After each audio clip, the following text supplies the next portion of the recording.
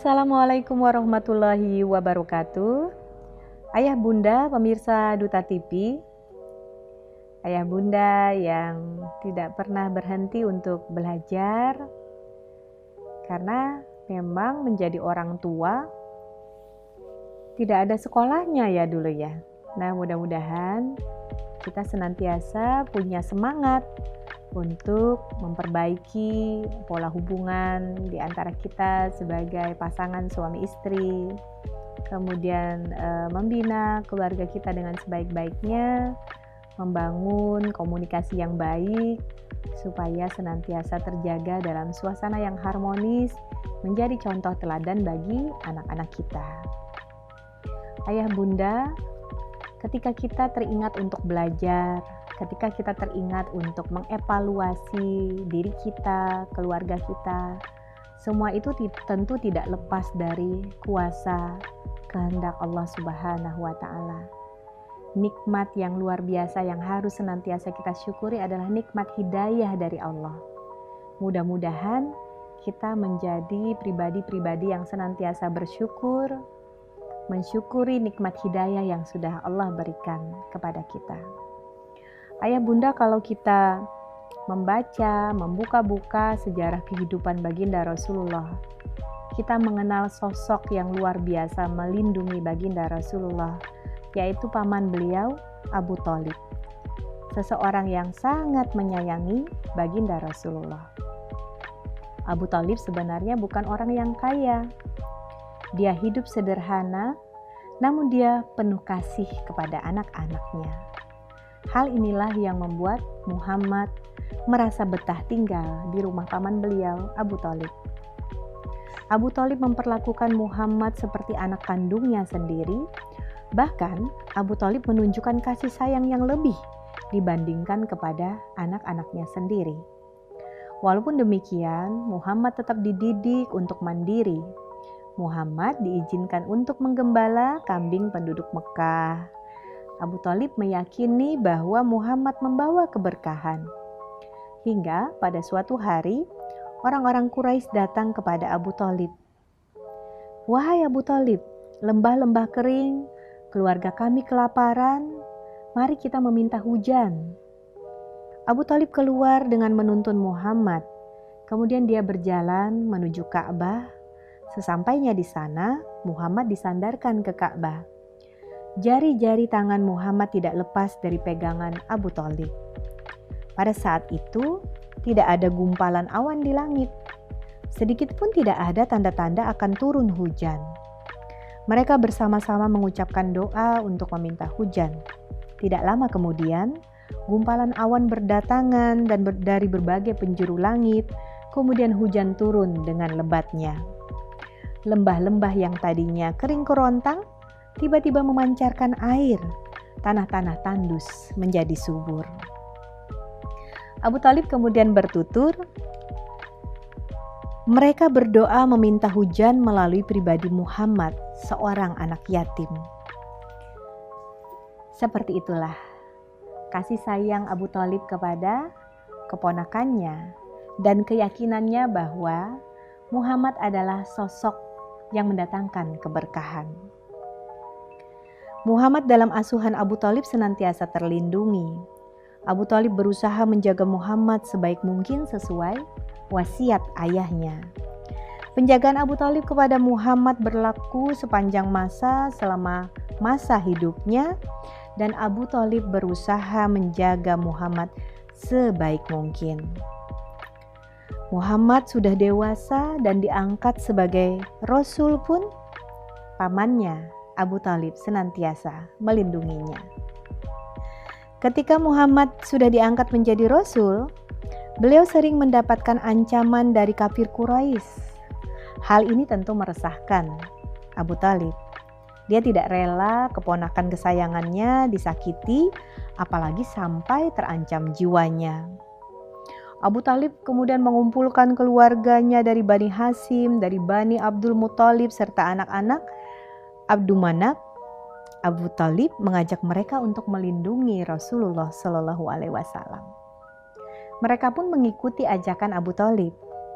Hanya ada Satu ya yang kita ingat dalam sejarah yaitu Abu Lahab yang mengabaikan ajakan Abu Thalib. Menginjak tahun ke-10 dari kenabian, Abu Thalib jatuh sakit. Rasulullah Shallallahu Alaihi Wasallam menjenguknya. Alangkah kagetnya Rasulullah ketika melihat Abu Thalib sakit keras dan seperti akan meninggal.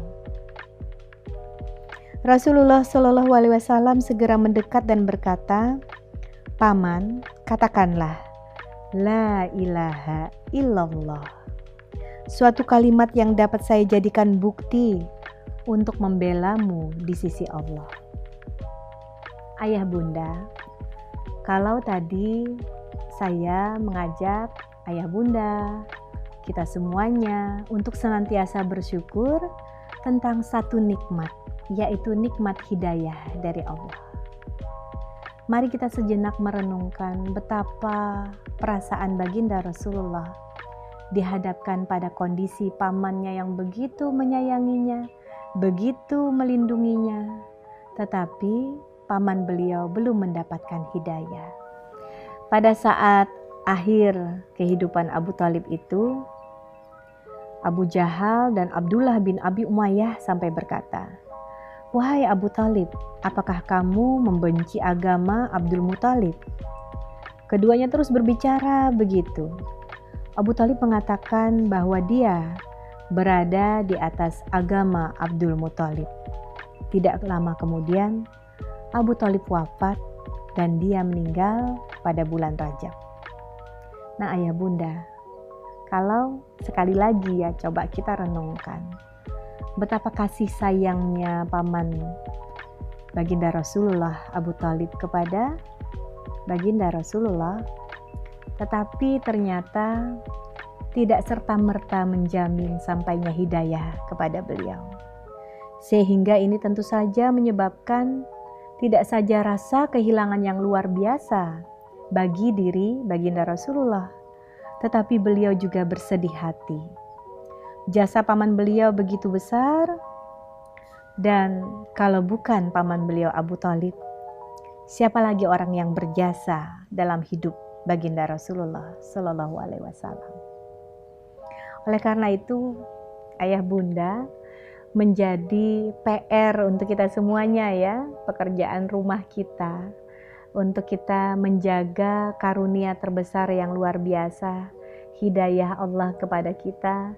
Kita terlahir dari keluarga-keluarga yang muslim, ya, mukmin, dan kemudian tentu bulan Ramadan ini adalah kesempatan untuk kita terus menguatkan keimanan, ketakwaan, ya, agar keluarga-keluarga kita terjaga di dalam pelukan kasih sayang Allah, karena kita beriman dan juga senantiasa bertakwa, melaksanakan segala perintahnya dan menjauhi larangan-larangannya.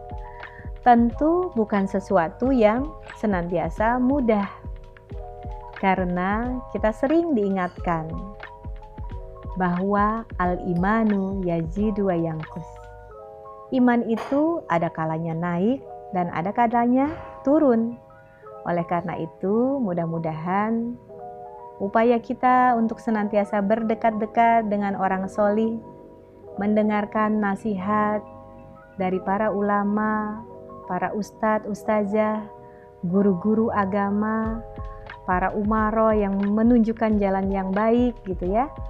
Mudah-mudahan itu menjadi bagian penjaga untuk kita bersama keluarga kita senantiasa dalam pelukan kasih sayang Allah, dalam keimanan, dan senantiasa menjaga ketakwaan.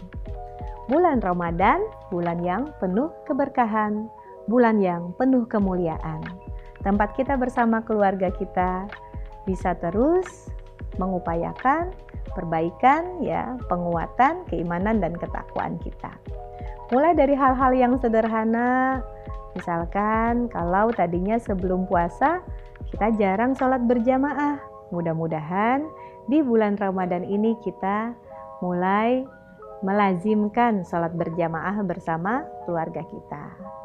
Kalau biasanya kita tidak sempat untuk saling menasihati di dalam keluarga kita, ya, Mudah-mudahan di bulan Ramadan ini kita juga bisa menyempatkan untuk saling menasihati. Seorang suami kepada istrinya, seorang istri mengingatkan suaminya, dan bersama-sama kita mengawal pertumbuhan anak-anak kita supaya memiliki karakter yang baik. Mudah-mudahan Allah Subhanahu wa Ta'ala senantiasa memudahkan jalan yang kita tempuh untuk menguatkan keimanan dan ketakwaan di dalam keluarga-keluarga kita. Terima kasih atas segala perhatiannya. Selamat menunaikan ibadah puasa. Saya akhiri. Assalamualaikum warahmatullahi wabarakatuh.